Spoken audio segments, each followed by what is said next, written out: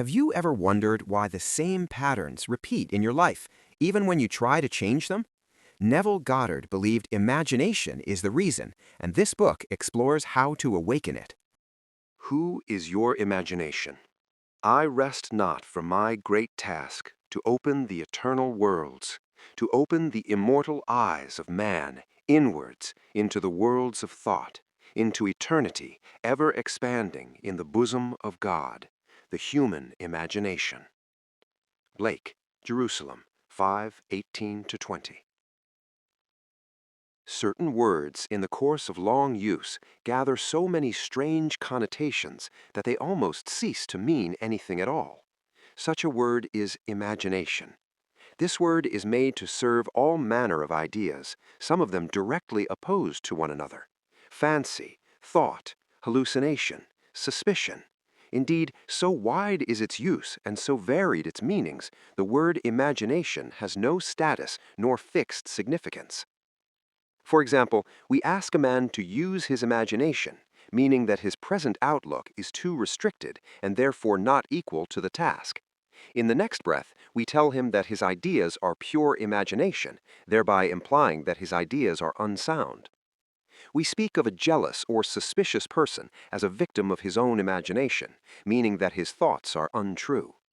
A minute later, we pay a man the highest tribute by describing him as a man of imagination. Thus, the word imagination has no definite meaning. Even the dictionary gives us no help. It defines imagination as, number 1, the picturing power or act of the mind, the constructive or creative principle. Number 2, a phantasm.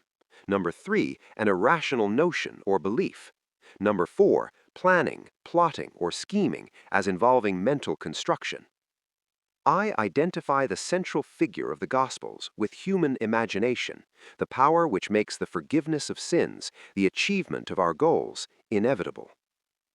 All things were made by him, and without him was not anything made that was made. John 1:3. There is only one thing in the world, imagination, and all our deformations of it. He is despised and rejected of men, a man of sorrows and acquainted with grief. Isaiah 53:3. Imagination is the very gateway of reality. Man, said Blake, is either the ark of God or a phantom of the earth and of the water. Naturally, he is only a natural organ subject to sense. The eternal body of man is the imagination, that is God himself, the divine body. Yod, Shin, Ayin, from the right to the left. Jesus, we are his members. I know of no greater and truer definition of the imagination than that of Blake. Through imagination, we have the power to be anything we desire to be. Through imagination, we disarm and transform the violence of the world. Our most intimate as well as our most casual relationships become imaginative as we awaken to the mystery hid from the ages. Colossians 1:26. Christ in you, the hope of glory. This is your imagination. This is the mystery which I am ever striving to realize more keenly myself and to urge upon others. Imagination is our Redeemer, the Lord from heaven, born of man, but not begotten of man. Every man is Mary, and birth to Christ must give. If the story of the Immaculate Conception and birth of Christ appears irrational to man, it is only because it is misread as biography, history, and cosmology, and the modern explorers of the imagination do not help by calling it the unconscious or subconscious mind. Imagination's birth and growth is the gradual transition from a God of tradition to a God of experience. If the birth of Christ in man seems slow, it is only because man is unwilling to let go the comfortable but false anchorage of tradition. When imagination is discovered as the first principle of religion, the stone of literal understanding will have felt the rod of Moses and, like the rock of Zion, issue forth the water of psychological meaning to quench the thirst of humanity. And all who take the proffered cup and live a life according to this truth will transform the water of psychological meaning into the wine of forgiveness. Then, like the Good Samaritan, they will pour it on the wounds of all. The Son of God is not to be found in history, nor in any external form. He can only be found as the imagination of him in whom his presence becomes manifest. Oh, would thy heart but be a manger for his birth! God would once more become a child on earth. Angelus Silesius, a 17th century poet. Man is the garden in which this only begotten Son of God sleeps. He awakens this only begotten Son by lifting his imagination up to heaven and clothing men in godlike stature. We must go on imagining better than the best we know. Man in the moment of his awakening to the imaginative life must meet the test of sonship. Father, reveal thy Son in me, James Montgomery. And it pleased God to reveal his Son in me. The supreme test of sonship is the forgiveness of sin. The test that your imagination is Christ Jesus, the Son of God, is your ability to forgive sin. Sin means missing one's mark in life, falling short of one's ideal, failing to achieve one's aim. Forgiveness means identification of man with his ideal or aim in life. This is the work of awakened imagination, the supreme work, for it tests man's ability to enter into and partake of the nature of his opposite. Let the weak man say, "I am strong." Reasonably, this is impossible. Only awakened imagination can enter into and partake of the nature of its opposite. This conception of Christ Jesus as human imagination raises these fundamental questions. Is imagination a power sufficient not merely to enable me to assume that I am strong, but is it also of itself capable of executing the idea? Suppose that I desire to be in some other place or situation. Could I, by imagining myself into such a state and place, bring about their physical realization? Suppose I could not afford the journey, and suppose my present social and financial status oppose the idea that I want to realize. Would imagination be sufficient of itself to incarnate these desires? Does imagination comprehend reason? By reason, I mean deductions from the observations of the senses. Does it recognize the external world of facts? In the practical way of everyday life, is imagination a complete guide to behavior? Suppose I am capable of acting with continuous imagination. That is, suppose I am capable of sustaining the feeling of my wish fulfilled. Will my assumption harden into fact? And if it does harden into fact, shall I on reflection find that my actions through the period of incubation have been reasonable? Is my imagination a power sufficient not merely to assume the feeling of the wish fulfilled, but is it also of itself capable of incarnating the idea? After assuming that I am already what I want to be, must I continually guide myself by reasonable ideas and actions in order to bring about the fulfillment of my assumption? Experience has convinced me that an assumption, though false, if persisted in, will harden into fact. That continuous imagination is sufficient for all things, and all my reasonable plans and actions will never make up for my lack of continuous imagination. Is it not true that the teachings of the Gospels can only be received in terms of faith, and that the Son of God is constantly looking for signs of faith in people, that is, faith in their own imagination? Is not the promise, "Believe that ye receive, and ye shall receive," the same as "Imagine that you are, and ye shall be"? Was it not an imaginary state in which Moses endured as seeing him who is invisible? Was it not by the power of his own imagination that he endured? Truth depends upon the intensity of the imagination, not upon external facts. Facts are the fruit bearing witness of the use or misuse of the imagination. Man becomes what he imagines. He has a self-determined history. Imagination is the way, the truth, the life revealed. We cannot get hold of truth with the logical mind. Where the natural man of sense sees a bud, imagination sees a rose whole blown. Truth cannot be encompassed by facts. As we awaken to the imaginative life, we discover that to imagine a thing is to make it so, that a true judgment need not conform to the external reality to which it relates. The imaginative man denies the reality of the sensuous outer world of becoming, but he knows that it is the inner world of continuous imagination that is the force by which the outer world of becoming is brought to pass. He sees the outer world and all its happenings as projections of the inner world of imagination. To him, everything is a manifestation of the mental activity which goes on in man's imagination without the sensuous, reasonable man being aware of it. But he realizes that every man must become conscious of this inner activity and see the relationship between the inner causal world of imagination and the sensuous outer world of effects. It is a marvelous thing to find that you can imagine yourself into the state of your fulfilled desire and escape from the jails which ignorance built. The real man is a magnificent imagination. It is this self that must be awakened. Awake, thou that sleepest, and arise from the dead, and Christ shall give thee light. The moment man discovers that his imagination is Christ, he accomplishes acts which on this level can only be called miraculous. But until man has the sense of Christ as his imagination, you did not choose me, I have chosen you. He will see everything in pure objectivity without any subjective relationship. Not realizing that all that he encounters is part of himself, he rebels at the thought that he has chosen the conditions of his life, that they are related by affinity to his own mental activity. Man must firmly come to believe that reality lies within him and not without. Although others have bodies, a life of their own, their reality is rooted in you, ends in you, as yours ends in God. 2. Sealed instructions. The first power that meets us at the threshold of the soul's domain is the power of imagination. Dr. Franz Hartmann.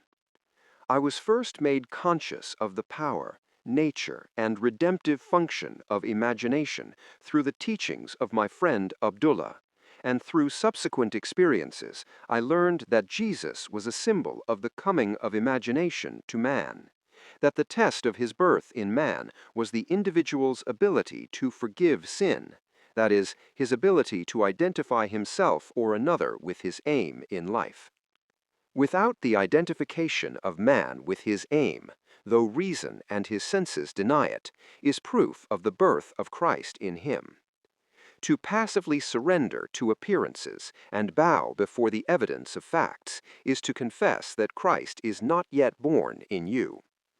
Although this teaching shocked and repelled me at first, for I was a convinced and earnest Christian, and did not then know that Christianity could not be inherited by the mere accident of birth, but must be consciously adopted as a way of life, it stole later on through visions, mystical revelations, and practical experiences into my understanding, and found its interpretation in a deeper mood. But I must confess that it is a trying time when those things are shaken which one has always taken for granted. Seest thou these great buildings? There shall not be left one stone upon another that shall not be thrown down. Not one stone of literal understanding will be left after one drinks the water of psychological meaning. All that has been built up by natural religion is cast into the flames of mental fire. Yet what better way is there to understand Christ Jesus than to identify the central character of the Gospels with human imagination, knowing that every time you exercise your imagination lovingly on behalf of another, you are literally mediating God to man, and thereby feeding and clothing Christ Jesus, and that whenever you imagine evil against another, you are literally beating and crucifying Christ Jesus. Every imagination of man is either the cup of cold water or the sponge of vinegar to the parched lips of Christ. Let none of you imagine evil in your hearts against his neighbor, warned the prophet Zechariah. When man heeds this advice, he will awake from the imposed sleep of Adam into the full consciousness of the Son of God. He is in the world, and the world is made by him, and the world knows him not. Human imagination. I asked myself many times, if my imagination is Christ Jesus and all things are possible to Christ Jesus, are all things possible to me? Through experience, I have come to know that when I identify myself with my aim in life, then Christ is awake in me. Christ is sufficient for all things, for in him dwelleth all the fullness of the Godhead bodily, and ye are complete in him, which is the head of all principality and power. My grace is sufficient for thee. I lay down my life that I might take it again. No man taketh it from me, but I lay it down of myself.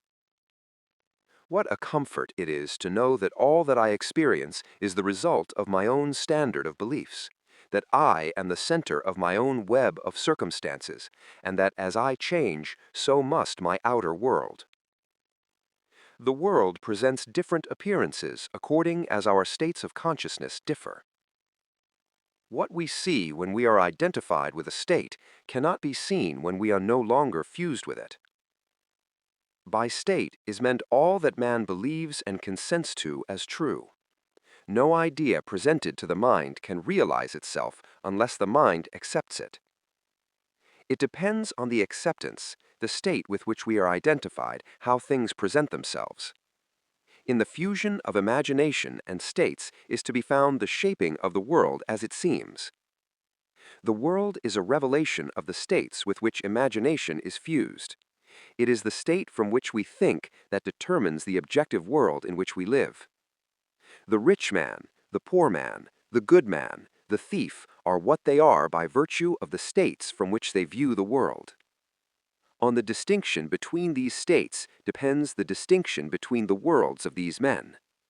Individually, so different is this same world. It is not the actions and behavior of the good man that should be matched, but his point of view. Outer reforms are useless if the inner state is not changed. Success is gained not by imitating the outer actions of the successful, but by right inner actions and inner talking.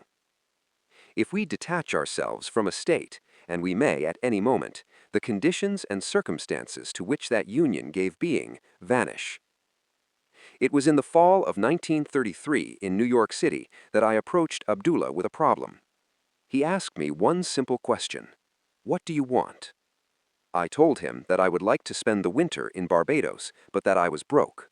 I literally did not have a nickel. "If you will imagine yourself to be in Barbados," said he, "thinking and viewing the world from that state of consciousness, instead of thinking of Barbados, you will spend the winter there. You must not concern yourself with the ways and means of getting there, for the state of consciousness of already being in Barbados, if occupied by your imagination, will devise the means best suited to realize itself. Man lives by committing himself to invisible states, by fusing his imagination with what he knows to be other than himself, and in this union he experiences the results of that fusion. No one can lose what he has save by detachment from the state where the things experienced have their natural life.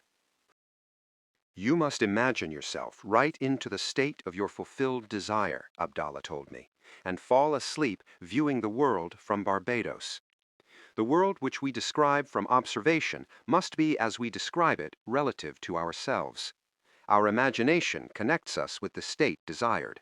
But we must use imagination masterfully, not as an onlooker thinking of the end, but as a partaker thinking from the end. We must actually be there in imagination. If we do this, our subjective experience will be realized objectively. This is not mere fancy," said he, "but a truth you can prove by experience." His appeal to enter into the wish fulfilled was the secret of thinking from the end. Every state is already there as mere possibility as long as you think of it, but is overpoweringly real when you think from it. Thinking from the end is the way of Christ. I began right there and then, fixing my thoughts beyond the limits of sense, beyond that aspect to which my present state gave being, towards the feeling of already being in Barbados and viewing the world from that standpoint. He emphasized the importance of the state from which man views the world as he falls asleep. All prophets claim that the voice of God is chiefly heard by man in dreams. In a dream, in a vision of the night, when deep sleep falleth upon men, in slumbering upon the bed, then he openeth the ears of men, and sealeth their instruction. That night, and for several nights thereafter, I fell asleep in the assumption that I was in my father's house in Barbados. Within a month, I received a letter from my brother saying that he had a strong desire to have the family together at Christmas and asking me to use the enclosed steamship ticket for Barbados. I sailed 2 days after I received my brother's letter and spent a wonderful winter in Barbados. This experience has convinced me that man can be anything he pleases if he will make the conception habitual and think from the end. It has also shown me that I can no longer excuse myself by placing the blame on the world of external things, that my good and my evil have no dependency except from myself, that it depends on the state from which I view the world, how things present themselves. Man, who is free in his choice, acts from conceptions which he freely, though not always wisely, chooses.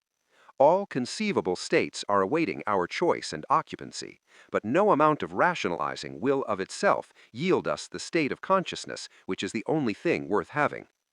The imaginative image is the only thing to seek. The ultimate purpose of imagination is to create in us the spirit of Jesus, which is continual forgiveness of sin, continual identification of man with his ideal. Only by identifying ourselves with our aim can we forgive ourselves for having missed it. All else is labor in vain. On this path, to whatever place or state we convey our imagination, to that place or state we will gravitate physically also. In my Father's house are many mansions. If it were not so, I would have told you. I go to prepare a place for you. And if I go and prepare a place for you, I will come again and receive you unto myself, that where I am, there ye may be also. By sleeping in my Father's house, in my imagination, as though I slept there in the flesh, I fused my imagination with that state, and was compelled to experience that state in the flesh also. So vivid was this state to me, I could have been seen in my Father's house had any sensitive entered the room wherein imagination I was sleeping. A man can be seen where in imagination he is, for a man must be where his imagination is, for his imagination is himself. This I know from experience, for I have been seen by a few to whom I desired to be seen, when physically I was hundreds of miles away.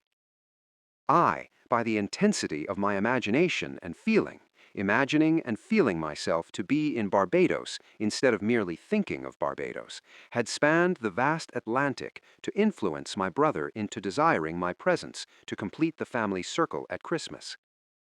Thinking from the end, from the feeling of my wish fulfilled, was the source of everything that happened as outer cause, such as my brother's impulse to send me a steamship ticket, and it was also the cause of everything that appeared as results.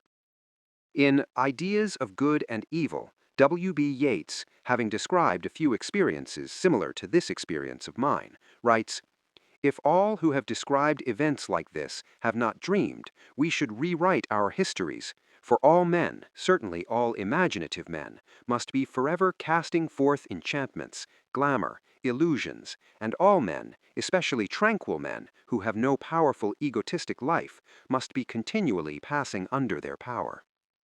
Determined imagination, thinking from the end, is the beginning of all miracles. I would like to give you an immense belief in miracles, but a miracle is only the name given by those who have no knowledge of the power and function of imagination to the works of imagination. Imagining oneself into the feeling of the wish fulfilled is the means by which a new state is entered. This gives the state the quality of isness. Hermes tells us, "That which is manifested. That which has been or shall be is unmanifested, but not dead. For soul, the eternal activity of God, animates all things." The future must become the present in the imagination of the one who would wisely and consciously create circumstances.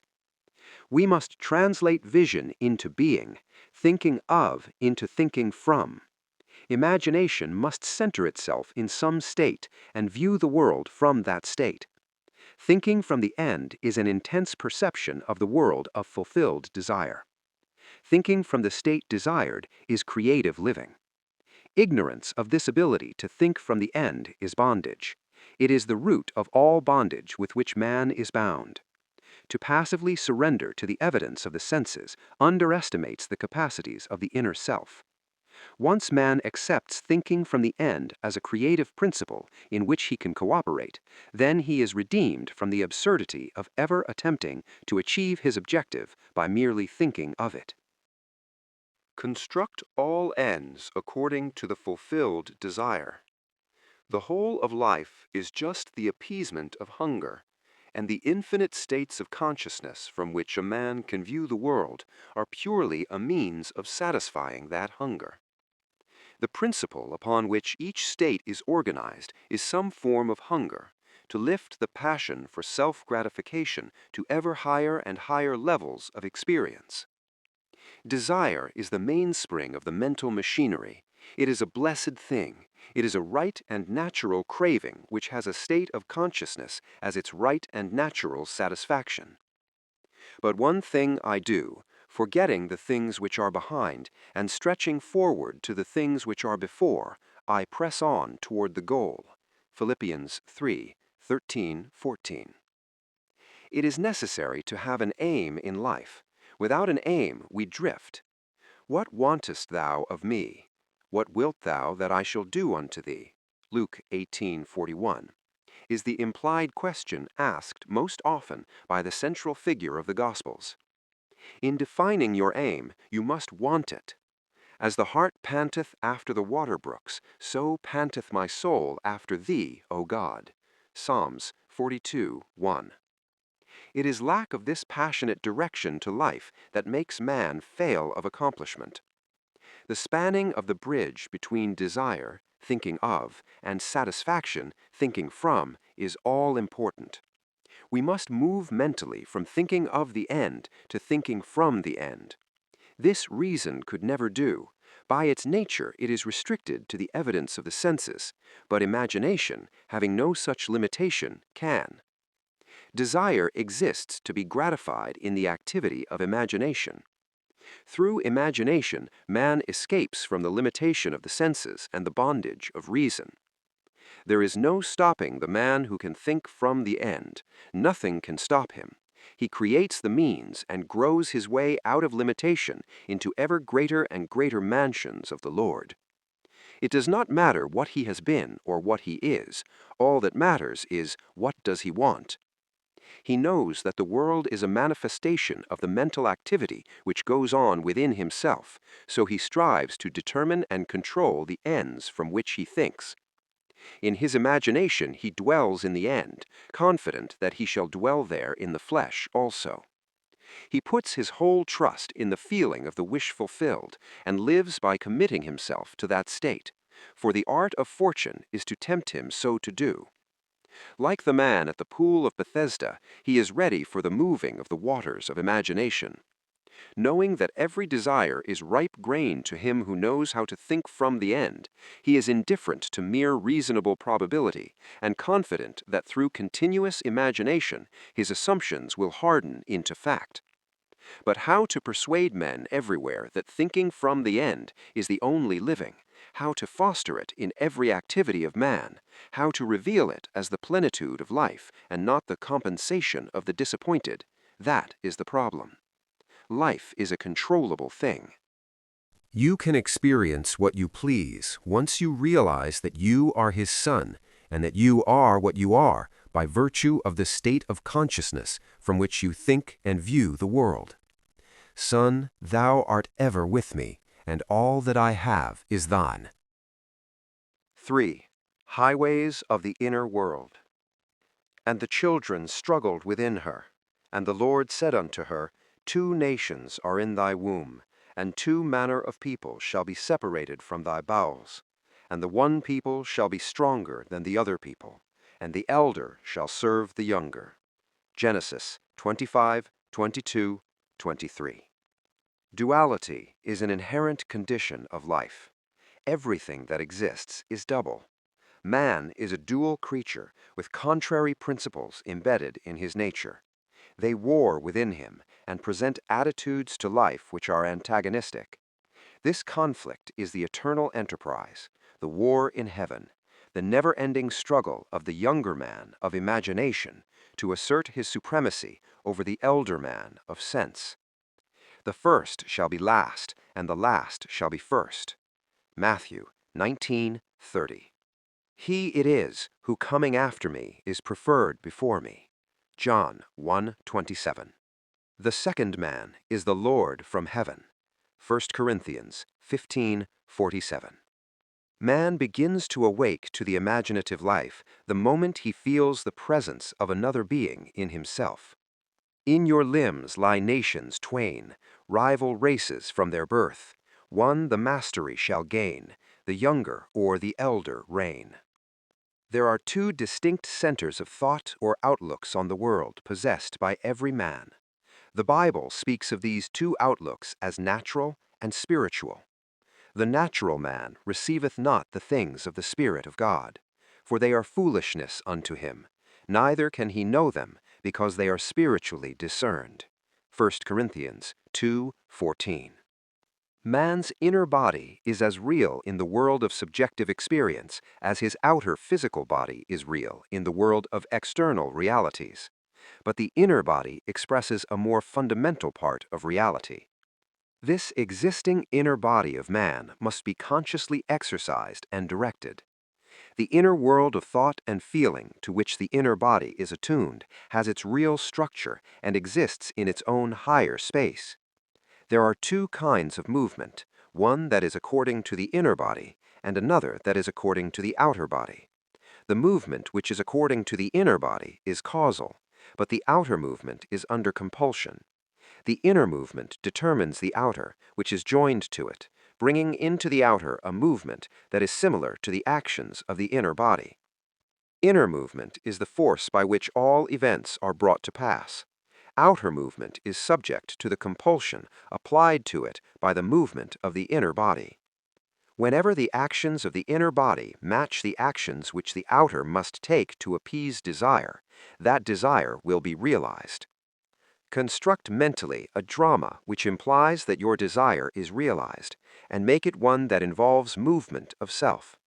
Immobilize your outer physical self. Act precisely as though you were going to take a nap, and start the predetermined action in imagination. A vivid representation of the action is the beginning of that action. Then, as you are falling asleep, consciously imagine yourself into the scene. The length of the sleep is not important. A short nap is sufficient. But carrying the action into sleep thickens fancy into fact.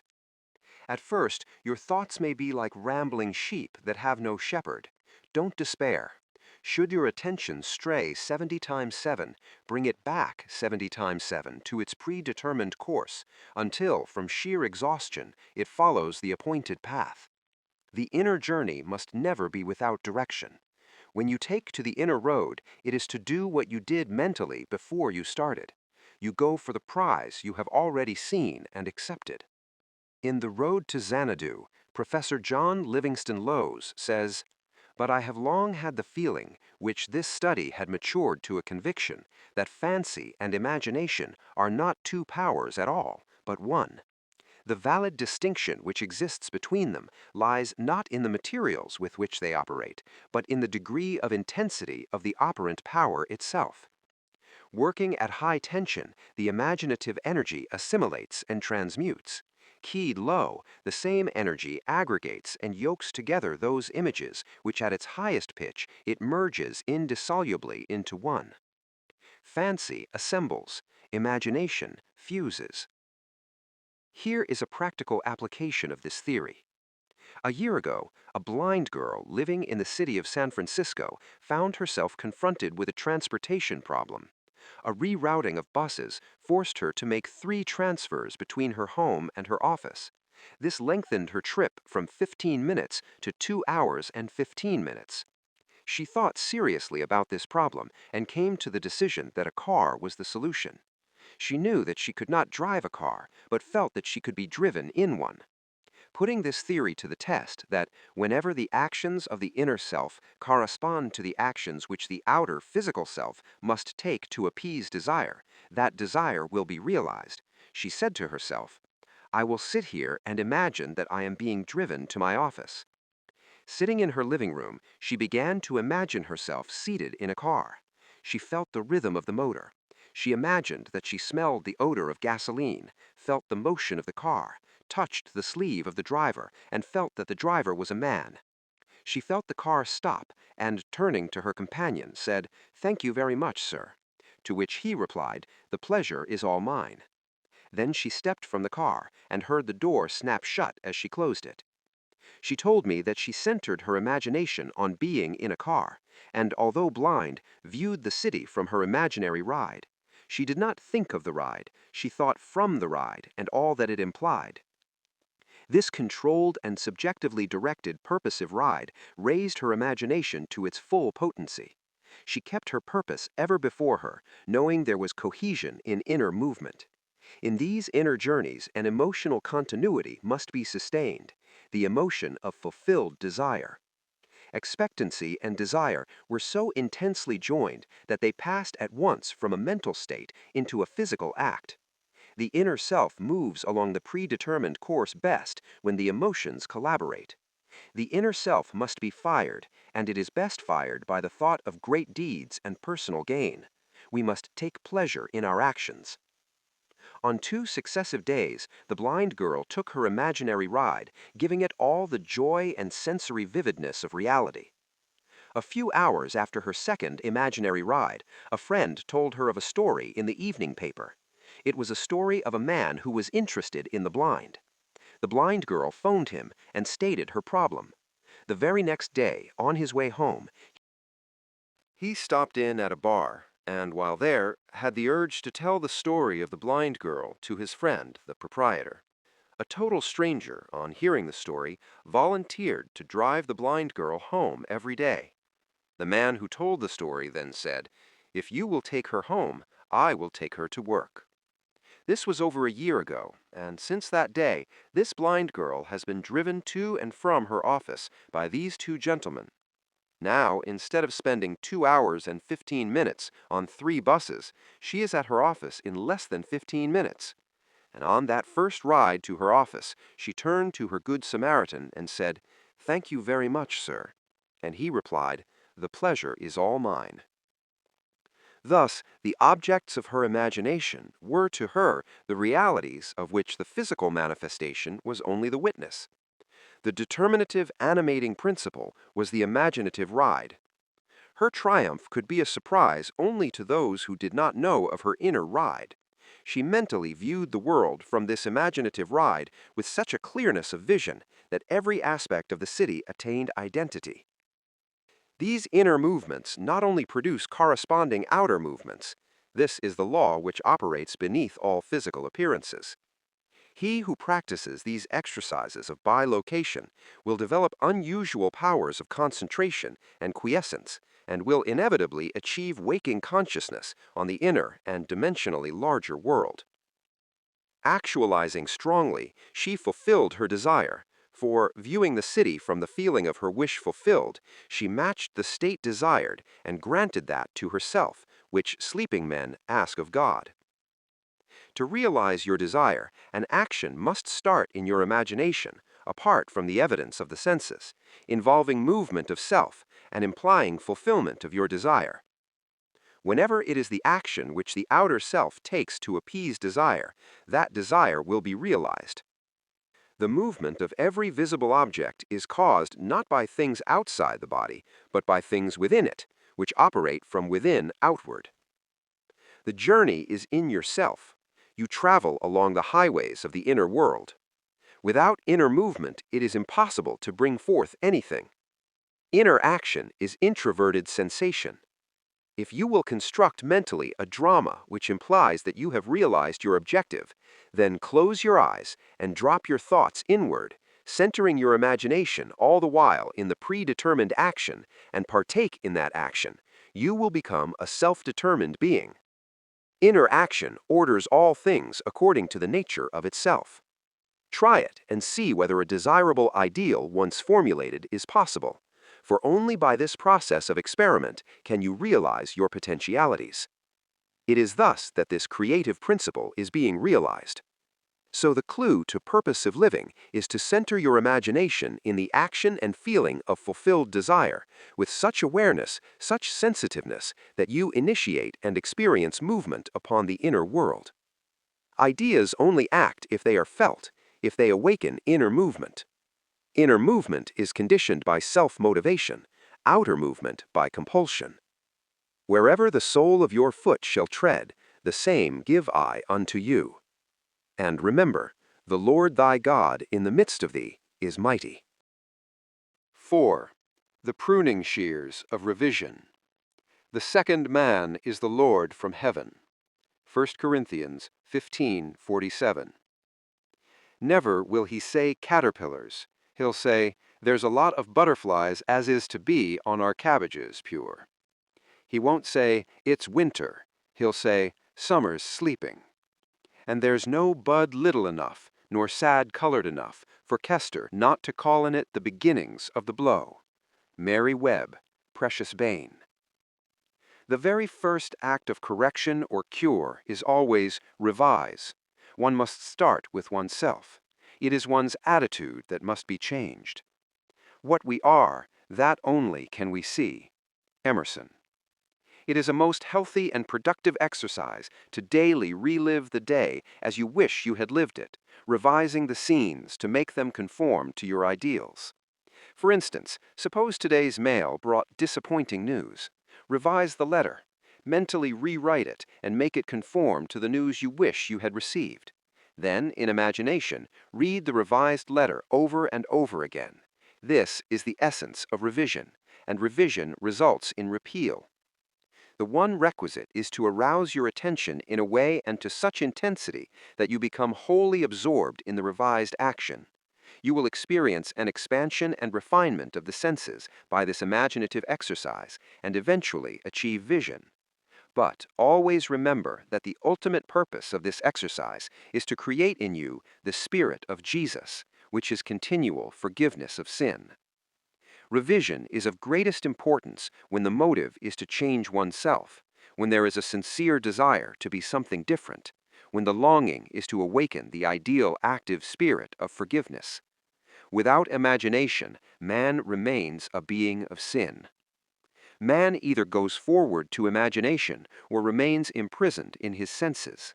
To go forward to imagination is to forgive. Forgiveness is the life of the imagination. The art of living is the art of forgiving.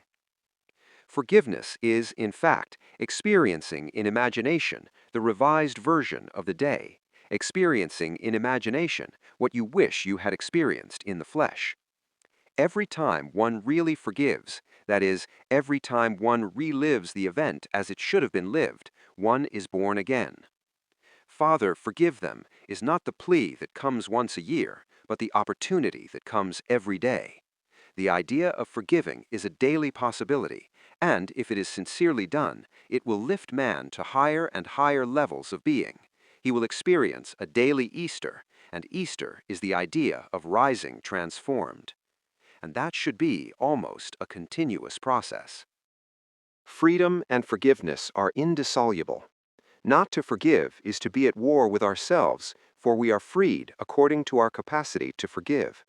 Forgive, and ye shall be forgiven. Luke 6:37.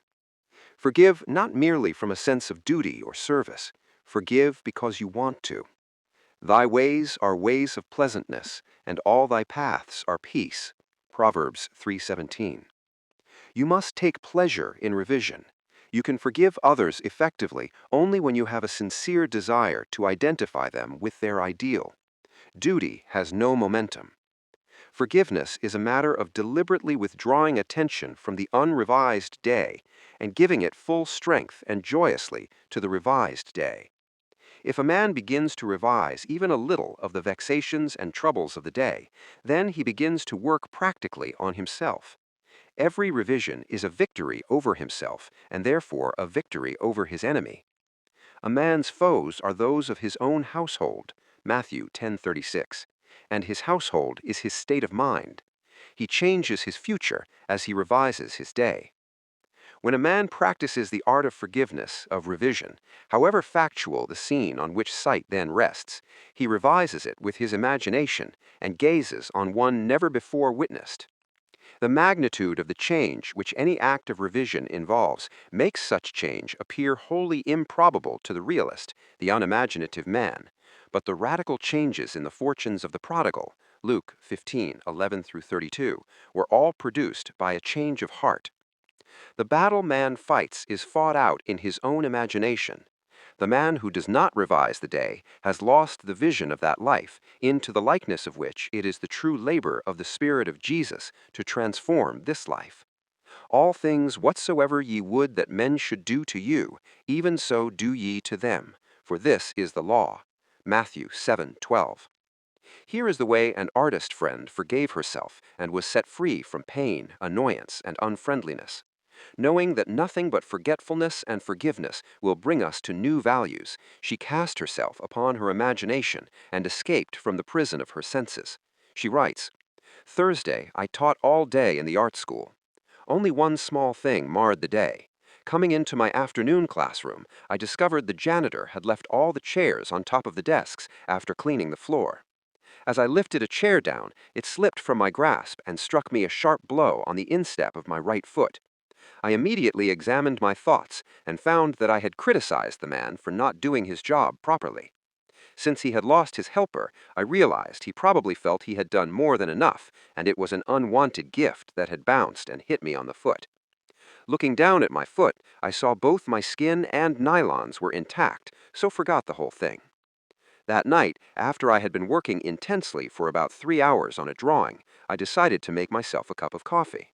To my utter amazement, I couldn't manage my right foot at all, and it was giving out great bumps of pain.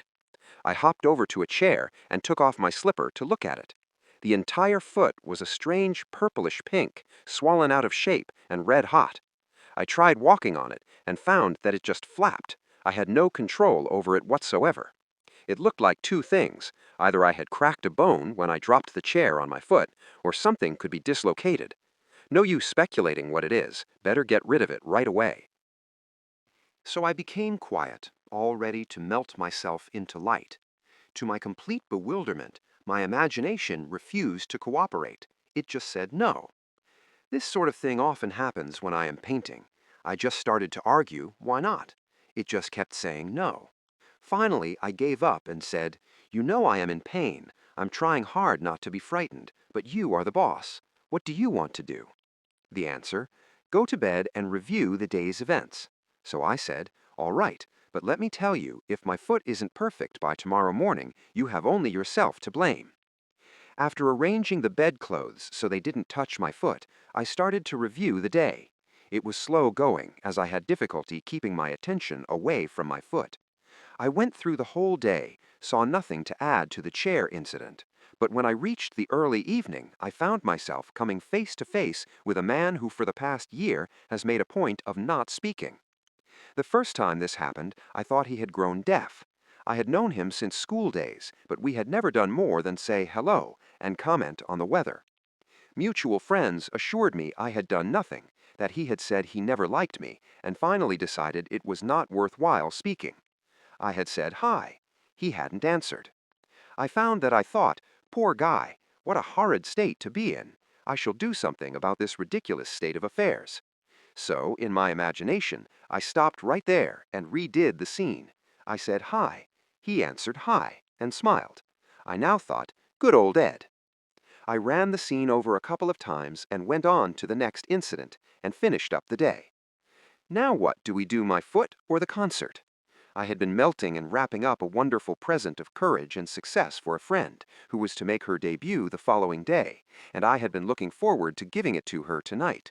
My imagination sounded a little bit solemn as it said, Let us do the concert. It will be more fun. But first, couldn't we just take my perfectly good imagination foot out of this physical one before we start? I pleaded. By all means. That done, I had a lovely time at the concert, and my friend got a tremendous ovation. By now, I was very, very sleepy and fell asleep doing my project. The next morning, as I was putting on my slipper, I suddenly had a quick memory picture of withdrawing a discolored and swollen foot from the same slipper. I took my foot out and looked at it. It was perfectly normal in every respect. There was a tiny pink spot on the instep where I remembered I had hit it with the chair. What a vivid dream that was, I thought, and dressed. While waiting for my coffee, I wandered over to my drafting table and saw that all my brushes were lying helter-skelter and unwashed. Whatever possessed you to leave your brushes like that? Don't you remember? It was because of your foot. So it hadn't been a dream after all, but a beautiful healing. She had won by the art of revision what she would never have won by force. In heaven, the only art of living is forgetting and forgiving, especially to the female. Blake. We should take our life not as it appears to be, but from the vision of this artist, from the vision of the world made perfect that is buried under all minds, buried and waiting for us to revise the day. We are led to believe a lie when we see with, not through, the eye. Blake. A revision of the day, and what she held to be so stubbornly real was no longer so to her, and, like a dream, had quietly faded away. You can revise the day to please yourself, and by experiencing in imagination the revised speech and actions, not only modify the trend of your life story, but turn all its discords into harmonies. The one who discovers the secret of revision cannot do otherwise than let himself be guided by love. Your effectiveness will increase with practice. Revision is the way by which right can find its appropriate might. Resist not evil, Matthew 5:39. For all passionate conflicts result in an interchange of characteristics. To him that knoweth to do good and doeth it not, to him it is sin. James 4:17. To know the truth, you must live the truth, and to live the truth, your inner actions must match the actions of your fulfilled desire. Expectancy and desire must become one. Your outer world is only actualized inner movement. Through ignorance of the law of revision, those who take to warfare are perpetually defeated. Only concepts that idealize depict the truth. Your ideal of man is his truest self. It is because I firmly believe that whatever is most profoundly imaginative is, in reality, most directly practical, that I ask you to live imaginatively and to think into and to personally appropriate the transcendent saying, Christ in you, the hope of glory. Colossians 1:27. Don't blame, only resolve. It is not man and the earth at their loveliest, but you practicing the art of revision make paradise. The evidence of this truth can lie only in your own experience of it. Try revising the day. It is to the pruning shears of revision that we owe our prime fruit. 5. The coin of heaven. Does a firm persuasion that a thing is so make it so? And the prophet replied, All poets believe that it does, and in ages of imagination this firm persuasion removed mountains, but many are not capable of a firm persuasion of anything. Blake, Marriage of Heaven and Hell. Let every man be fully persuaded in his own mind. Romans 14:5. Persuasion is an inner effort of intense attention. To listen attentively as though you heard is to evoke, to activate. By listening, you can hear what you want to hear and persuade those beyond the range of the outer ear. Speak it inwardly in your imagination only. Make your inner conversation match your fulfilled desire. What you desire to hear without, you must hear within. Embrace the without within, and become one who hears only that which implies the fulfillment of his desire, and all the external happenings in the world will become a bridge leading to the objective realization of your desire. Your inner speech is perpetually written all around you in happenings. Learn to relate these happenings to your inner speech, and you will become self-taught. By inner speech is meant those mental conversations which you carry on with yourself. They may be inaudible when you are awake because of the noise and distractions of the outer world of becoming, but they are quite audible in deep meditation and dream. But whether they be audible or inaudible, you are their author and fashion your world in their likeness. There is a God in heaven, and heaven is within you, that revealeth secrets, and maketh known to the king Nebuchadnezzar what shall be in the latter days. Thy dream and the visions of thy head upon thy bed are these. Daniel 2:28. Inner speech from premises of fulfilled desire is the way to create an intelligible world for yourself. Observe your inner speech, for it is the cause of future action. Inner speech reveals the state of consciousness from which you view the world. Make your inner speech match your fulfilled desire, for your inner speech is manifested all around you in happenings. If any man offend not in word, the same is a perfect man, and able also to bridle the whole body. Behold, we put bits in the horses' mouths, that they may obey us, and we turn about their whole body. Behold also the ships, which, though they be so great, and are driven by fierce winds, yet are they turned about with a very small helm, whithersoever the governor listeth. Even so the tongue is a little member, and boasteth great things. Behold, how great a matter a little fire kindleth. James 3:2-5. The whole manifested world goes to show us what use we have made of the word, inner speech. An uncritical observation of our inner talking will reveal to us the ideas from which we view the world. Inner talking mirrors our imagination, and our imagination mirrors the state with which it is fused. If the state with which we are fused is the cause of the phenomenon of our life, then we are relieved of the burden of wondering what to do, for we have no alternative but to identify ourselves with our aim, and inasmuch as the state with which we are identified mirrors itself in our inner speech, then to change the state with which we are fused, we must first change our inner talking. It is our inner conversations which make tomorrow's facts. Put off the former conversation, the old man, which is corrupt, and be renewed in the spirit of your mind. Put on the new man, which is created in righteousness. Ephesians 4:22-24. Our minds, like our stomachs, are whetted by change of food. Quintilian. Stop all of the old mechanical negative inner talking and start a new, positive, and constructive inner speech from premises of fulfilled desire. Inner talking is the beginning, the sowing of the seeds of future action. To determine the action, you must consciously initiate and control your inner talking.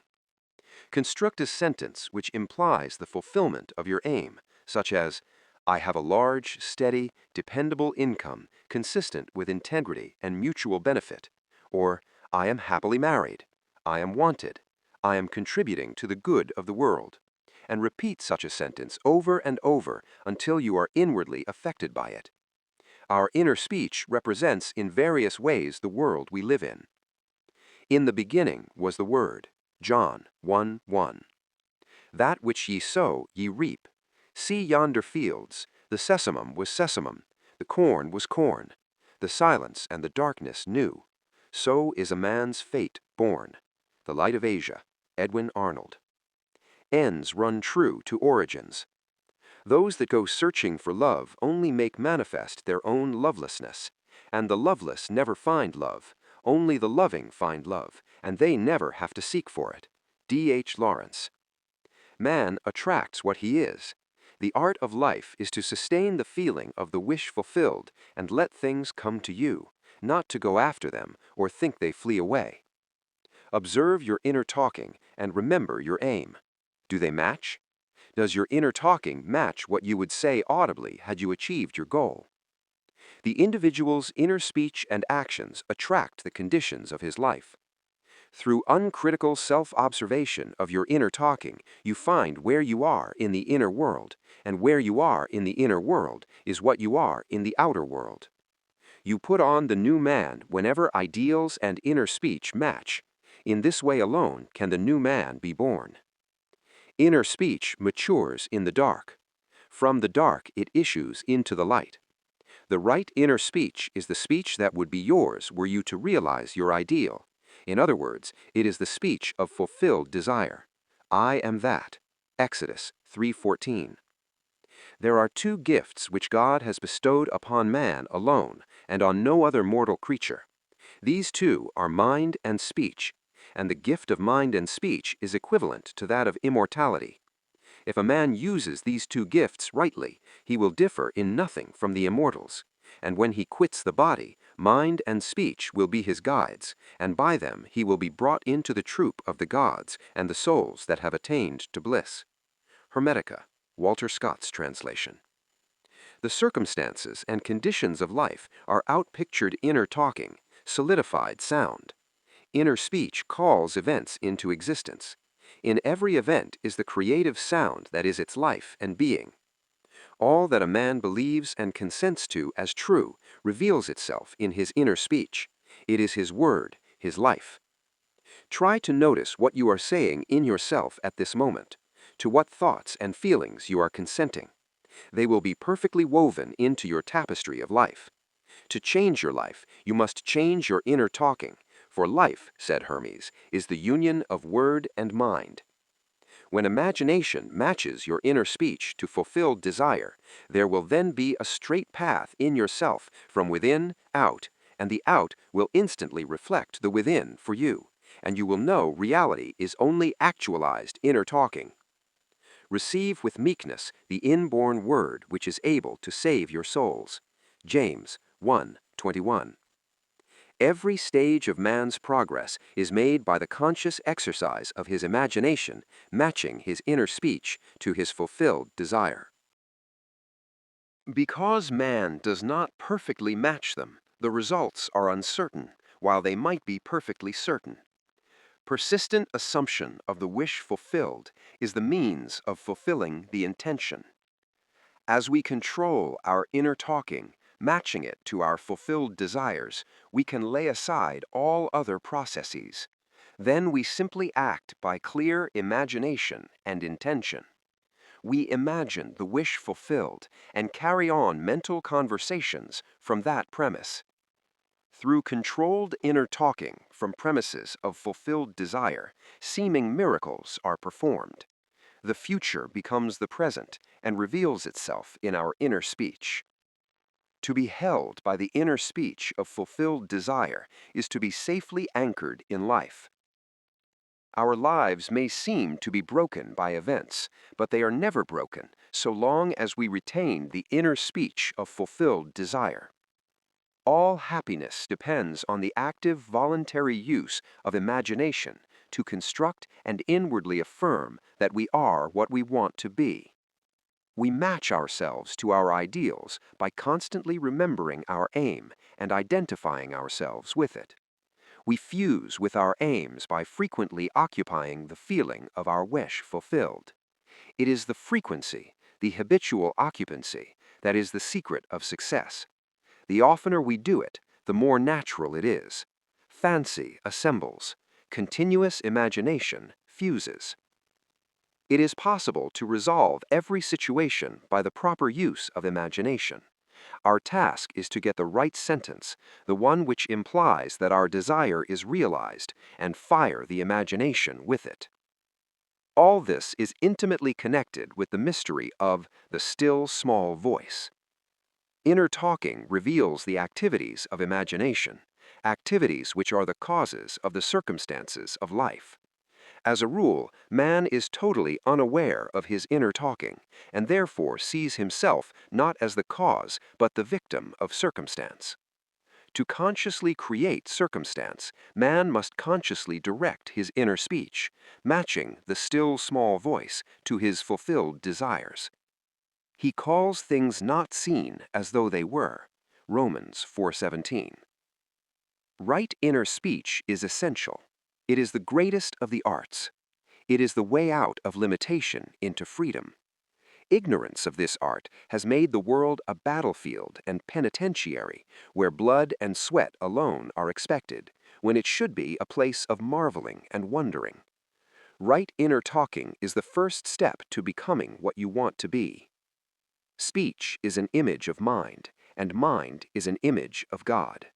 Hermetica, Scott translation. On the morning of April 12, 1953, my wife was awakened by the sound of a great voice of authority speaking within her and saying, "You must stop spending your thoughts, time, and money. Everything in life must be an investment." To spend is to waste, to squander, to lay out without return. To invest is to lay out for a purpose from which a profit is expected. This revelation of my wife is about the importance of the moment. It is about the transformation of the moment. What we desire does not lie in the future, but in ourselves at this very moment. At any moment in our lives, we are faced with an infinite choice: what we are and what we want to be. And what we want to be is already existent, but to realize it, we must match our inner speech and actions to it. If two of you shall agree on earth as touching anything that they shall ask, it shall be done for them of my Father which is in heaven. Matthew 18:19. It is only what is done now that counts. The present moment does not recede into the past. It advances into the future to confront us, spent or invested. Thought is the coin of heaven. Money is its earthly symbol. Every moment must be invested, and our inner talking reveals whether we are spending or investing. Be more interested in what you are inwardly saying now than what you have said, by choosing wisely what you think and what you feel now. Any time we feel misunderstood, misused, neglected, suspicious, afraid, we are spending our thoughts and wasting our time. Whenever we assume the feeling of being what we want to be, we are investing. We cannot abandon the moment to negative inner talking and expect to retain command of life. Before us go the results of all that seemingly is behind. Not gone is the last moment, but oncoming. My word shall not return unto me void, but it shall accomplish that which I please, and it shall prosper in the thing whereto I sent it. Isaiah 55:11. The circumstances of life are the muffled utterances of the inner talking that made them, the Word made visible. The Word, said Hermes, is Son, and the mind is Father of the Word. They are not separate one from the other, for life is the union of word and mind. He willed us forth from himself by the word of truth, James 1:18.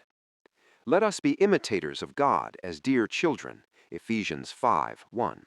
And use our inner speech wisely to mold an outer world in harmony with our ideal. The Lord spake by me, and his word was in my tongue. 2 Samuel 23:2. The mouth of God is the mind of man. Feed God only the best. Whatsoever things are of good report, think on these things. Philippians 4:8. The present moment is always precisely right for an investment to inwardly speak the right word. The word is very near to you in your mouth and in your heart, that you may do it. See, I have set before you this day life and good, death and evil, blessings and cursings. Choose life. Deuteronomy 30:14, 15, and 19.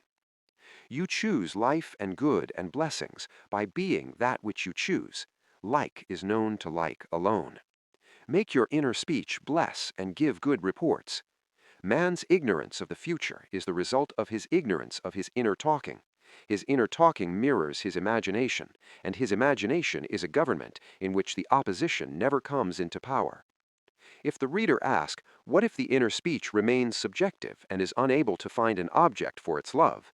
The answer is, it will not remain subjective, for the very simple reason that inner speech is always objectifying itself. What frustrates and festers and becomes the disease that afflicts humanity is man's ignorance of the art of matching inner words to fulfilled desire. Inner speech mirrors imagination, and imagination is Christ. Alter your inner speech and your perceptual world changes.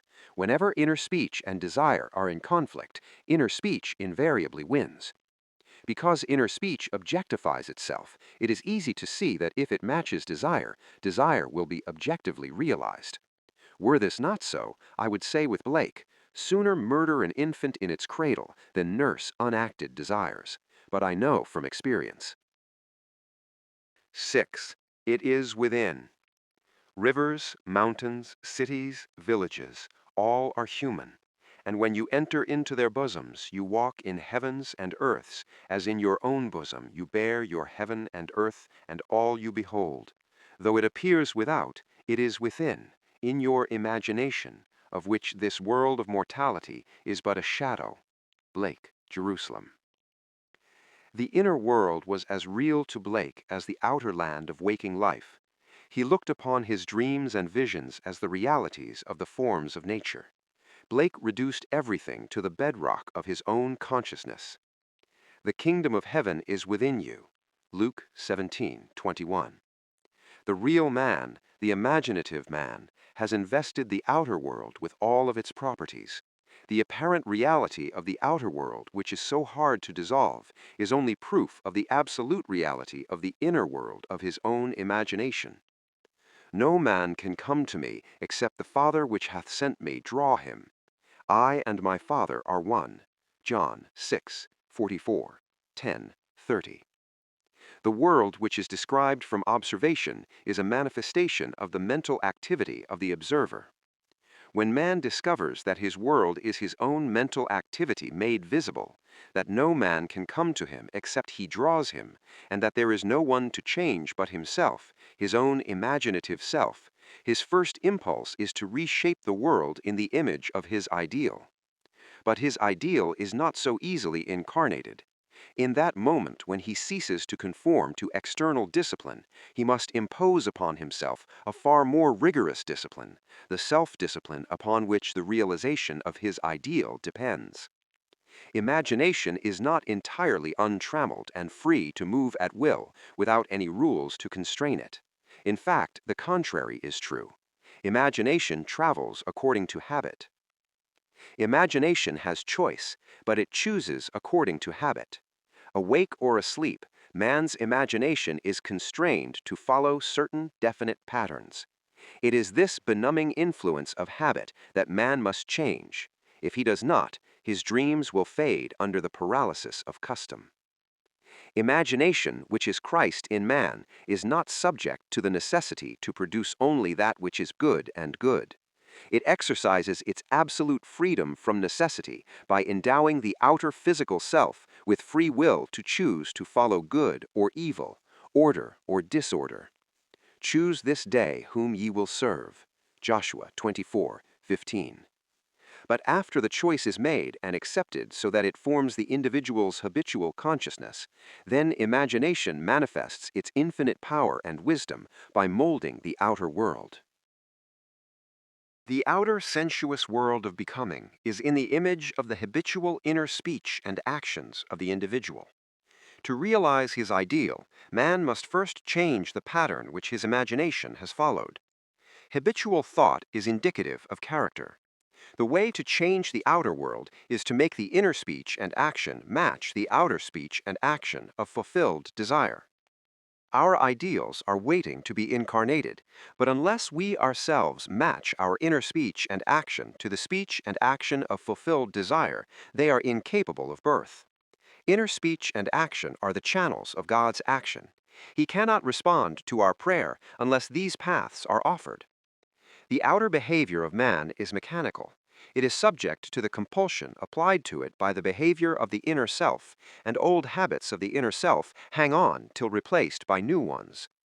It is a peculiar property of the second or inner man that he gives to the outer self something similar to his own reality of being. Any change in the behavior of the inner self will result in corresponding outer changes. The mystic calls a change of consciousness death.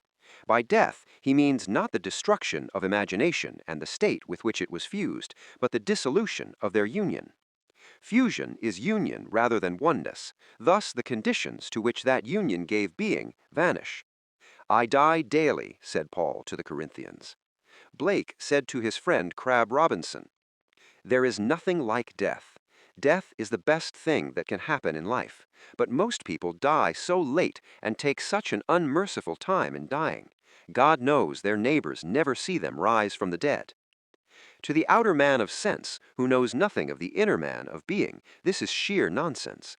But Blake made the above quite clear when he wrote in the year before he died, William Blake, one who is very much delighted with being in good company, born 28 November 1757 in London, and has died several times since. When man has the sense of Christ as his imagination, he sees why Christ must die and rise again from the dead to save man. why he must detach his imagination from his present state and match it to a higher concept of himself if he would rise above his present limitations and thereby save himself.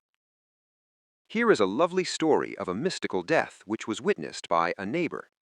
"Last week," writes the one who rose from the dead, "a friend offered me her home in the mountains for the Christmas holidays, as she thought she might go east. She said that she would let me know this week. We had a very pleasant conversation, and I mentioned you and your teaching in connection with a discussion of Dunn's Experiment with Time, which she had been reading. Her letter arrived Monday. As I picked it up, I had a sudden sense of depression. However, when I read it, she said I could have the house and told me where to get the keys. Instead of being cheerful, I grew still more depressed. So much so, I decided there must have been something between the lines which I was getting intuitively. I unfolded the letter and read the first page through, and as I turned to the second page, I noticed she had written a postscript on the back of the first sheet.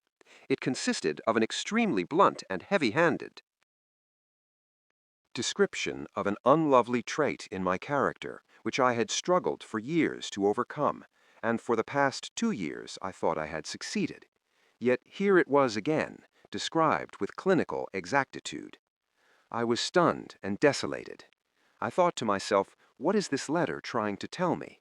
In the first place, she invited me to use her house, as I have been seeing myself in some lovely home during the holidays. In the second place, nothing comes to me except I draw it.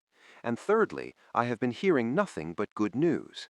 So the obvious conclusion is that something in me corresponds to this letter, and no matter what it looks like, it is good news. I reread the letter, and as I did so, I asked, what is there here for me to see? And then I saw. It started out, after our conversation of last week, I feel I can tell you, and the rest of the page was as studded with wers and wases as currants in a seed cake. A great feeling of elation swept over me. It was all in the past. The thing I had labored so long to correct was done. I suddenly realized that my friend was a witness to my resurrection. I whirled around the studio, chanting, "It's all in the past. It is done. Thank you. It is done." I gathered all my gratitude up in a big ball of light and shot it straight to you. And if you saw a flash of lightning Monday evening shortly after 6 your time, that was it. Now, instead of writing a polite letter because it is the correct thing to do, I can write giving sincere thanks for her frankness and thanking her for the loan of her house. Thank you so much for your teaching, which has made my beloved imagination truly my Savior. And now, if any man shall say unto her, Lo, here is Christ, or there, Matthew 24:23, she will believe it not, for she knows that the kingdom of God is within her, and that she herself must assume full responsibility for the incarnation of her ideal, and that nothing but death and resurrection will bring her to it. She has found her Savior, her beloved imagination, forever expanding in the bosom of God. There is only one reality, and that is Christ, human imagination, the inheritance and final achievement of the whole of humanity. That we, speaking the truth in love, may grow up into him in all things, which is the head, even Christ. Creation is finished. I am the beginning and the end. There is nothing to come that has not been and is. Ecclesiastes 3:15. Blake saw all possible human situations as already made states. He saw every aspect, every plot and drama as already worked out as mere possibilities as long as we are not in them, but as overpowering realities when we are in them. He described these states as sculptures of losses halls. Distinguish, therefore, states from individuals in those states. States change, but individual identities never change nor cease. The imagination is not a state, said Blake. It is the human existence itself. Affection or love becomes a state when divided from imagination. Just how important this is to remember is almost impossible to say, but the moment the individual realizes this for the first time is the most momentous in his life, and to be encouraged to feel this is the highest form of encouragement it is possible to give. This truth is common to all men, but the consciousness of it, and much more, the self-consciousness of it, is another matter. The day I realized this great truth, that everything in my world is a manifestation of the mental activity which goes on within me, and that the conditions and circumstances of my life only reflect the state of consciousness with which I am fused, is the most momentous in my life. But the experience that brought me to this certainty is so remote from ordinary existence, I have long hesitated to tell it, for my reason refused to admit the conclusions to which the experience impelled me. Nevertheless, this experience revealed to me that I am supreme within the circle of my own state of consciousness, and that it is the state with which I am identified that determines what I experience. Therefore, it should be shared with all, for to know this is to become free from the world's greatest tyranny, the belief in a second cause. Blessed are they who's pure in heart, for they shall see God. Matthew 5:8. Blessed are they whose imagination has been so purged of the beliefs in second causes, they know that imagination is all, and all is imagination. One day, I quietly slipped from my apartment in New York City into some remote yesteryear's countryside. As I entered the dining room of a large inn, I became fully conscious.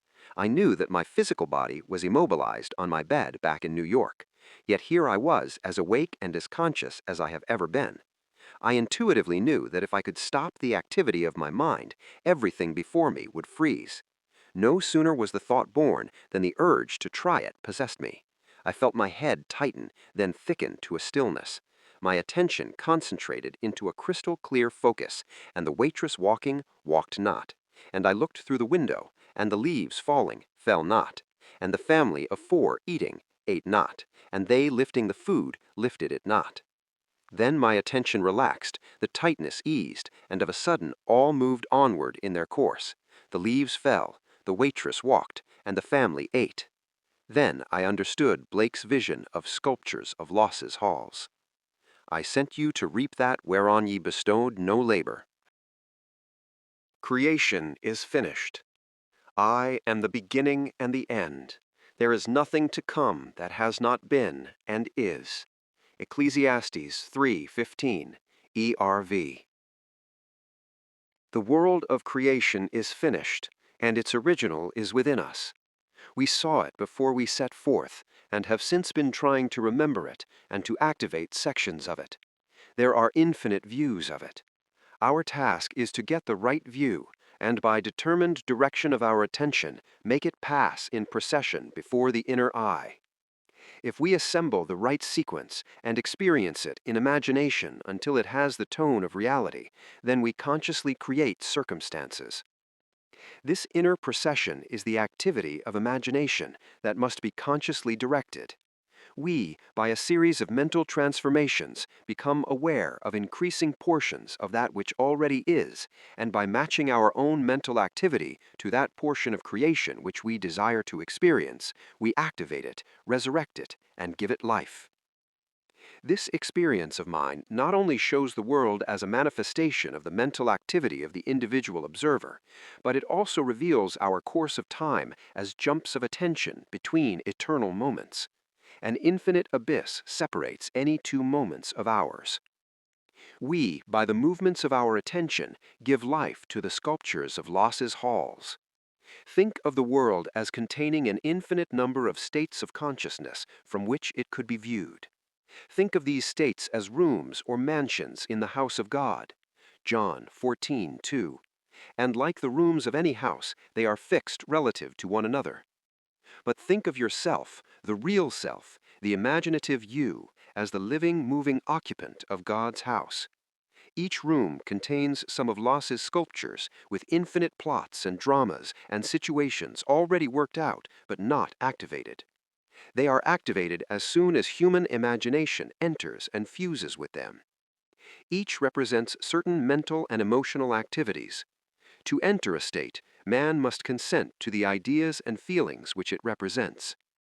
These states represent an infinite number of possible mental transformations which man can experience. To move into another state or mansion necessitates a change of beliefs. All that you could ever desire is already present and only waits to be matched by your beliefs. But it must be matched, for that is the necessary condition by which it alone can be activated and objectified. Matching the beliefs of a state is the seeking that finds, the knocking to which it is opened, the asking that receives. Go in and possess the land. Exodus 6:4, 8. The moment man matches the beliefs of any state, he fuses with it, and this union results in the activation and projection of its plots, plans, dramas, and situations. It becomes the individual's home from which he views the world. It is his workshop, and, if he is observant, he will see outer reality shaping itself upon the model of his imagination. It is for this purpose of training us in image-making that we were made subject to the limitations of the senses and clothed in bodies of flesh. It is the awakening of the imagination, the returning of his Son, that our Father waits for. The creature was made subject to vanity, not willingly, but by reason of him who subjected it. Romans 8:20. But the victory of the Son, the return of the prodigal, assures us that the creature shall be delivered from the bondage of corruption into the glorious liberty of the sons, children of God. Romans 8:21. We were subjected to this biological experience because no one can know of imagination who has not been subjected to the vanities and limitations of the flesh, who has not taken his share of sonship and gone prodigal, who has not experimented and tasted this cup of experience, and confusion will continue until man awakes and a fundamentally imaginative view of life has been re-established and acknowledged as basic. I should preach the unsearchable riches of Christ and make all men see what is the fellowship of the mystery, which from the beginning of the world has been hid in God, who created all things by Jesus Christ. Ephesians 3:8 and 9. Bear in mind that Christ in you is your imagination. As the appearance of our world is determined by the particular state with which we are fused, so may we determine our fate as individuals by fusing our imaginations with ideals we seek to realize. On the distinction between our states of consciousness depends the distinction between the circumstances and conditions of our lives. Man, who is free in his choice of state, often cries out to be saved from the state of his choice. And ye shall cry out in that day because of the king which ye shall have chosen you, and the Lord will not hear you in that day. Nevertheless, the people refused to obey the voice of Samuel, and they said, Nay, but we will have a king over us. 1 Samuel 8:18, 19. Choose wisely the state that you will serve. All states are lifeless until imagination fuses with them. All things, when they are admitted, are made manifest by the light, for everything that is made manifest is light. Ephesians 5:13. And ye are the light of the world. Matthew 5:14. By which those ideas to which you have consented are made manifest. Hold fast to your ideal. Nothing can take it from you but your imagination. Don't think of your ideal, think from it. It is only the ideals from which you think that are ever realized. Man lives not by bread alone, but by every word that proceeds out of the mouth of God. Matthew 4:4. And the mouth of God is the mind of man. Become a drinker and an eater of the ideals you wish to realize. Have a set, definite aim, or your mind will wander, and wandering, it eats every negative suggestion. If you live right mentally, everything else will be right. By a change of mental diet, you can alter the course of observed events. But unless there is a change of mental diet, your personal history remains the same. You illuminate or darken your life by the ideas to which you consent. Nothing is more important to you than the ideas on which you feed, and you feed on the ideas from which you think. If you find the world unchanged, it is a sure sign that you are wanting in fidelity to the new mental diet, which you neglect in order to condemn your environment. You are in need of a new and sustained attitude.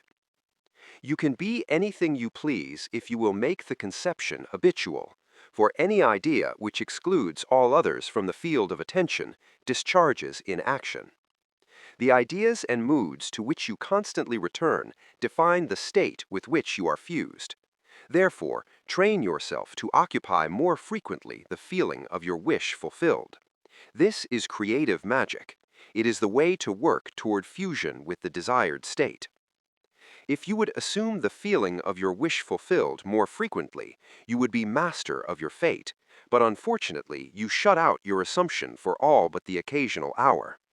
Practice making real to yourself the feeling of the wish fulfilled. After you have assumed the feeling of the wish fulfilled, do not close the experience as you would a book, but carry it around like a fragrant odor. Instead of being completely forgotten, let it remain in the atmosphere, communicating its influence automatically to your actions and reactions. A mood, often repeated, gains a momentum that is hard to break or check. So be careful of the feelings you entertain. Habitual moods reveal the state with which you are fused. It is always possible to pass from thinking of the end you desire to realize to thinking from the end. But the crucial matter is thinking from the end, for thinking from means unification or fusion with the idea, whereas in thinking of the end there is always subject and object, the thinking individual and the thing thought. You must imagine yourself into the state of your wish fulfilled, in your love for that state, and in so doing, live and think from it, and no more of it. You pass from thinking of to thinking from by centering your imagination in the feeling of the wish fulfilled. 8. The apple of God's eye. What think ye of the Christ? Whose son is he? Matthew 22:42. When this question is asked of you, let your answer be, Christ is my imagination, and though I see not yet all things put under him, Hebrews 2:8, yet I know that I am Mary, from whom sooner or later he shall be born, and eventually do all things through Christ, Philippians 4:13. The birth of Christ is the awakening of the inner or second man. It is becoming conscious of the mental activity within oneself, which activity continues whether we are conscious of it or not. The birth of Christ does not bring any person from a distance or make anything to be that was not there before. It is the unveiling of the Son of God in man. The Lord cometh in clouds, in Mark 13:26, Luke 21:27, is the prophet's description of the pulsating rings of golden liquid light on the head of him in whom he awakes. The coming is from within and not from without, as Christ is in us, Romans 8:10, 2 Corinthians 13:3, Galatians 4:20, Galatians 4:19, Colossians 1:27. This great mystery, God was manifest in the flesh, 1 Timothy 16, begins with Advent, and it is appropriate that the cleansing of the temple, which temple ye are, 1 Corinthians 3:17, stands in the forefront of the Christian mysteries. The kingdom of heaven is within you, Luke 17:21. Advent is unveiling the mystery of your being. If you will practice the art of revision by a life lived according to the wise, imaginative use of your inner speech and inner actions, in confidence that by the conscious use of the power that worketh in us, Ephesians 3:20, Christ will awake in you. If you believe it, trust it, act upon it, Christ will awake in you. This is Advent. Great is the mystery. God was manifest in the flesh. 1 Timothy 16. From Advent on, he that toucheth you toucheth the apple of God's eye. The Search. To Victoria, the fulfillment of a dream. Once in an idle interval at sea, I meditated on the perfect state, and wondered what I would be, were I of too pure eyes to behold iniquity, if to me all things were pure, and were I without condemnation. As I became lost in this fiery brooding, I found myself lifted above the dark environment of the senses. So intense was the feeling, I felt myself a being of fire, dwelling in a body of air. Voices, as from a heavenly chorus, with the exultation of those who had been conquerors in a conflict with death, were singing, "He is risen, he is risen." And intuitively I knew they meant me. Then I seemed to be walking in the night. I soon came upon a scene that might have been the ancient pool of Bethesda, for in this place lay a great multitude of impotent folk, blind, halt, withered, waiting not for the moving of the water as of tradition, but waiting for me. As I came near, without thought or effort on my part, they were, one after the other, molded as by the magician of the beautiful.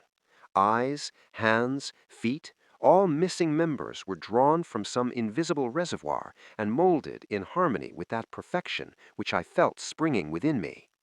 When all were made perfect, the chorus exulted, "It is finished." Then the scene dissolved, and I awoke. I know this vision was the result of my intense meditation upon the idea of perfection, for my meditations invariably bring about union with the state contemplated. I had been so completely absorbed within the idea that for a while I had become what I contemplated, and the high purpose with which I had for that moment identified myself drew the companionship of high things and fashioned the vision in harmony with my inner nature. The ideal with which we are united works by association of ideas to awaken 1,000 moods, to create a drama in keeping with the central idea. I first discovered this close relationship of moods to vision when I was aged about 7. I became aware of a mysterious life quickening within me, like a stormy ocean of frightening might. I always knew when I would be united with this greater me, for my senses were expectant on the nights of these visitations, and I knew beyond all doubt that before morning I would be alone with immensity. I so dreaded these visitations that I would lie awake until my eyes from sheer exhaustion closed.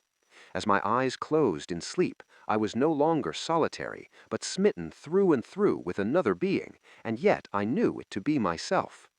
It seemed older than life, yet nearer to me than my boyhood. If I tell what I discovered on these nights, I do so not to impose my ideas on others, but that I may give hope to those who seek the law of life. I discovered that my expectant mood worked as a magnet to unite me with this greater me, while my fears made it appear as a stormy sea. As a boy, I conceived of this mysterious self as might, and in my union with it, I felt its majesty as a stormy sea that drenched me, then rolled and tossed me as a helpless wave. As a man, I conceived of it as love, and myself the son of it, and in my union with it now, what a love enfolds me! It is a mirror to all. Whatever we conceive it as being, that it is to us. I believe it to be the center through which all the threads of the universe are drawn. Therefore, I have altered my values and changed my ideas so that they now depend upon and are in harmony with this sole cause of all that is. It is to me that changeless reality that fashions circumstances in harmony with our concepts of ourselves. My mystical experiences have convinced me that there is no way to bring about the outer perfection we seek other than by the transformation of ourselves. As soon as we succeed in transforming ourselves, the world will melt magically before our eyes and reshape itself in harmony with that which our transformation affirms. Two other visions I will tell because they bear out the truth of my assertion that we, by intensity of love and hate, become what we contemplate. Once, with closed eyes made radiant from brooding, I meditated on the eternal question, "Who am I?" and felt myself gradually dissolve into a shoreless sea of vibrant white, imagination passing beyond all fear of death. In this state, nothing existed but myself, a boundless ocean of liquid light. Never have I felt more intimate with being. How long this experience lasted, I do not know, but my return to earth was accompanied by a distinct feeling of crystallizing again into human shape. At another time, I lay on my bed, and with my eyes shut as in sleep, I brooded on the mystery of Buddha. In a little while, the dark caverns of my brain began to grow luminous. I seemed to be surrounded by luminous clouds which emanated from my head as fiery, pulsating rings. I saw nothing but these luminous rings for a time. Then there appeared before my eyes a rock of quartz crystal. While I gazed upon it, the crystal broke into pieces, which invisible hands quickly shaped into the living Buddha. As I looked on this meditative figure, I saw that it was myself. I was the living Buddha whom I contemplated. A light like the sun glowed from this living image of myself with increasing intensity until it exploded. Then the light gradually faded, and once more I was back within the blackness of my room. Out of what sphere or treasury of design came this being mightier than human, his garments, the crystal, the light? If I saw, heard, and moved in a world of real beings when I seemed to myself to be walking in the night, when the lame, the halt, the blind were transformed in harmony with my inner nature, then I am justified in assuming that I have a more subtle body than the physical, a body that can be detached from the physical and used in other spheres. For to see, to hear, to move are functions of an organism, however ethereal. If I brood over the alternative that my psychic experiences were self-begotten fantasy, no less am I moved to wonder at this mightier self who flashes on my mind a drama as real as those I experience when I am fully awake. On these fiery meditations I have entered again and again, and I know beyond all doubt that both assumptions are true. Housed within this form of earth is a body attuned to a world of light, and I have, by intense meditation, lifted it as with a magnet through the skull of this dark house of flesh. The first time I awoke the fires within me, I thought my head would explode. There was intense vibration at the base of my skull, then sudden oblivion of all. Then I found myself clothed in a garment of light and attached by a silvery elastic cord to the slumbering body on the bed. So exalted were my feelings, I felt related to the stars. In this garment I roamed spheres more familiar than earth, but found that, as on earth, conditions were molded in harmony with my nature. Self-begotten fantasy, I hear you say, no more so than the things of earth. I am an immortal being, conceiving myself as man and forming worlds in the likeness and image of my concept of self. What we imagine, that we are. By our imagination, we have created this dream of life, and by our imagination we will re-enter that eternal world of light, becoming that which we were before we imagined the world. In the divine economy, nothing is lost. We cannot lose anything save by descent from the sphere where the thing has its natural life. There is no transforming power in death, and whether we are here or there, we fashion the world that surrounds us by the intensity of our imagination and feeling, and we illuminate or darken our lives by the concepts we hold of ourselves. Nothing is more important to us than our conception of ourselves, and especially is this true of our concept of the deep, hidden one within us. Those that help or hinder us, whether they know it or not, are the servants of that law which shapes outward circumstances in harmony with our inner nature. It is our conception of ourselves which frees or constrains us, though it may use material agencies to achieve its purpose. Because life molds the outer world to reflect the inner arrangement of our minds, there is no way of bringing about the outer perfection we seek other than by the transformation of ourselves. No help cometh from without. The hills to which we lift our eyes are those of an inner range. It is thus to our own consciousness that we must turn as to the only reality, the only foundation on which all phenomena can be explained. We can rely absolutely on the justice of this law to give us only that which is of the nature of ourselves. To attempt to change the world before we change our concept of ourselves is to struggle against the nature of things. There can be no outer change until there is first an inner change. As within, so without. I am not advocating philosophical indifference when I suggest that we should imagine ourselves as already that which we want to be, living in a mental atmosphere of greatness, rather than using physical means and arguments to bring about the desired change. Everything we do, unaccompanied by a change of consciousness, is but futile readjustment of surfaces. However we toil or struggle, we can receive no more than our subconscious assumptions affirm. To protest against anything which happens to us is to protest against the law of our being and our rulership over our own destiny. The circumstances of my life are too closely related to my conception of myself not to have been launched by my own spirit from some magical storehouse of my being. If there is pain to me in these happenings, I should look within myself for the cause, for I am moved here and there and made to live in a world in harmony with my concept of myself. Intense meditation brings about a union with the state contemplated, and during this union we see visions, have experiences, and behave in keeping with our change of consciousness. This shows us that a transformation of consciousness will result in a change of environment and behavior. However, our ordinary alterations of consciousness as we pass from one state to another are not transformations, because each of them is so rapidly succeeded by another in the reverse direction. But whenever one state grows so stable to definitely expel its rivals, then that central habitual state defines the character and is a true transformation. To say that we are transformed means that ideas previously peripheral in our consciousness now take a central place and form the habitual center of our energy. All wars prove that violent emotions are extremely potent in precipitating mental rearrangements. Every great conflict has been followed by an era of materialism and greed, in which the ideals for which the conflict ostensibly was waged are submerged. This is inevitable because war evokes hate, which impels a descent in consciousness from the plane of the ideal to the level where the conflict is waged.